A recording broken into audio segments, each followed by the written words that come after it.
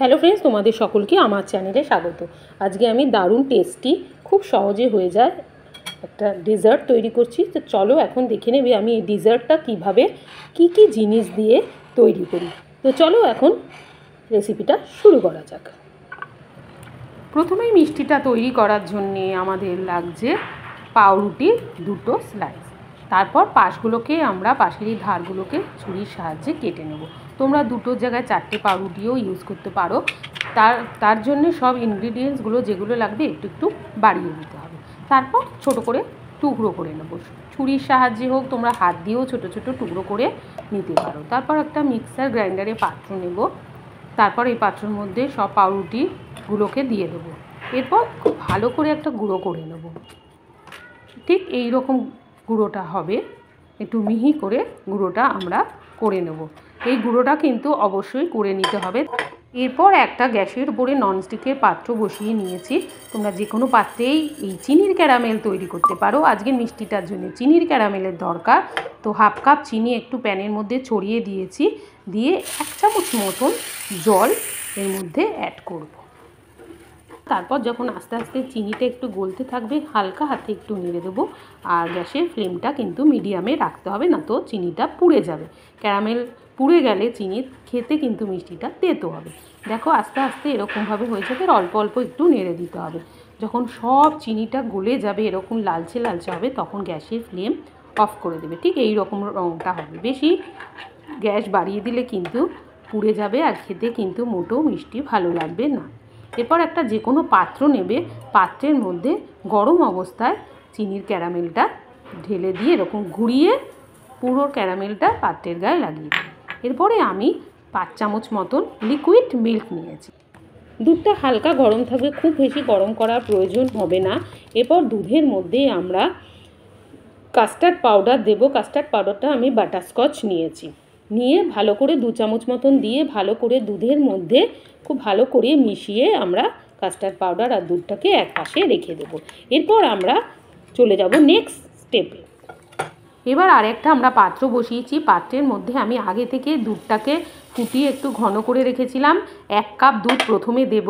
তারপর এখানে লিকুইড মিল্কটা দেওয়ার পর আমরা পাউডার মিল্ক নেব। আমি এখানে আমুল স্প্রে নিয়েছি, 10 টাকার একটা পাতা। তোমরা যে কোনো মিল্ক পাউডারই এখানে অ্যাড করতে পারো। মিল্ক পাউডার যদি তোমরা মিষ্টির মধ্যে অ্যাড করো তাহলে স্বাদ কিন্তু খুবই ভালো হয়। এবার হাফ কাপ দুধের মধ্যে, একটু গরম দুধের মধ্যে মিল্ক পাউডারটা ভালো করে গুলে নেব। গুলে নেওয়ার পর এই আগে থেকে যে দুধটা আমি ফুটিয়ে রেখে দিয়েছিলাম, জাল হচ্ছিল, সেই দুধের মধ্যে পাউডার মিল্ক গুলিয়ে ঢেলে দেবো। আর দেবো হাফ কাপ চিনি। চিনি দিয়ে ভালো করে দুধের মধ্যে মিশিয়ে নেবো। চিনিটা যতক্ষণ না গলে ততক্ষণ একটু লো টু মিডিয়াম ফ্লেমে করে নেবো। এরপরে আমরা একটু ভ্যানিলা এসেন্স দিয়ে দিয়েছি। তোমরা ভ্যানিলা এসেন্স দিতেও পারো, নাও দিতে পারো। আর দুধের মধ্যে যে আমি কাস্টার্ড পাউডারটা বাটারস্কচ গুলে রেখেছিলাম সেটা এবার অ্যাড করে দেবো। দিয়ে লো টু মিডিয়াম ফ্লেমে একটু ভালো করে মিশিয়ে নেব। খুব কিন্তু ঘন করার প্রয়োজন নেই, তাহলে কিন্তু পুডিংটা ভালো হবে না। অল্প অল্প করে যে আমি মিশ্রণটা করে রেখেছি কাস্টার্ড পাউডার, সেটা অল্প অল্প করে দেবে। আর আস্তে আস্তে হালকা হাতে নেড়ে নিতে হবে, যাতে দলা পেকে না যায়। এরপরে আমরা চলে যাব পরবর্তী স্টেপে। এরপর যখন দুধটা একটু ঘন হয়ে আসবে আর সমস্ত মিশে যাবে, তারপর আমরা যে পাউডারটা করে রেখেছিলাম পাউরুটির, সেইটা অল্প অল্প করে 1 চামচ করে এর মধ্যে দেব। আর খুন্তি দিয়ে হোক হাতা দিয়ে হোক হালকা হাতে মিশিয়ে নেব, যাতে পুরো পাউরুটিটাই দুধের মধ্যে মিশে যায়। অনবরত একটু নেড়ে নিতে হবে, আর ফ্লেমটা কিন্তু লো ফ্লেমে করতে হবে। এইভাবে আমরা 1 চামচ করে পুরো পাউডারটা পাউরুটির দুধের মধ্যে মিশিয়ে দেবো। খুব ঘন করলে কিন্তু মিষ্টিটা ভালো হবে না। এই রকম দেখো, ঠিক এই রকম ঘন করতে হবে, খুব ঘন করার প্রয়োজন নেই। ঠিক এই রকম হবে ঘনত্বটা।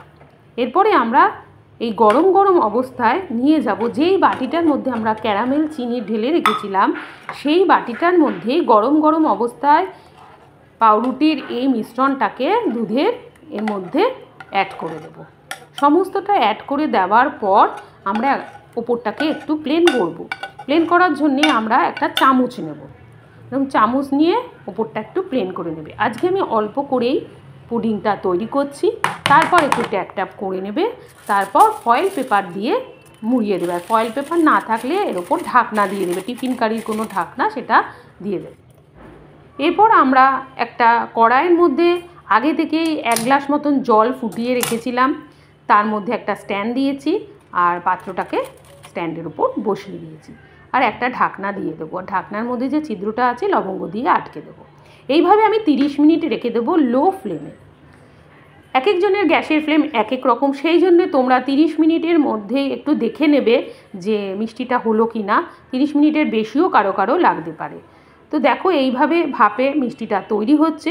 তো আমার 30 মিনিট হয়ে গেছে, আমি এখন ঢাকনাটা খুলে দেখছি যে কেমন হলো আজকের এই পুডিংটা। আমি ফয়েল পেপারটা খুলে দেখে নিচ্ছি যে আমার মোটামুটি এটা তো রেডি হয়ে গেছে। এখন আমি এটাকে একটু ঠান্ডা করে নেব, নিচে নামিয়ে নেব, নামিয়ে কড়াই থেকে নামিয়ে নিয়ে ঠান্ডা করে নেব। খুব সামান্য যখন গরম থাকবে এইভাবে নামিয়ে রেখে দেবো। একটু সামান্য যখন গরম থাকবে তখন আমরা এই অবস্থায় আমরা ফ্রিজের মধ্যে নর্মাল ফ্রিজে রেখে দেবো 2 ঘন্টা মতো। 2 ঘন্টা পর ফিরে আসলাম। দেখো বাটি থেকে হাতেও লাগছে না, আর বাটির পাশ থেকে দেখো নিজে থেকেই ছেড়ে গেছে। তাও আমরা একটা ছুরির সাহায্যে এইভাবে, আমি যেভাবে করছি সেইভাবে করে নেবে।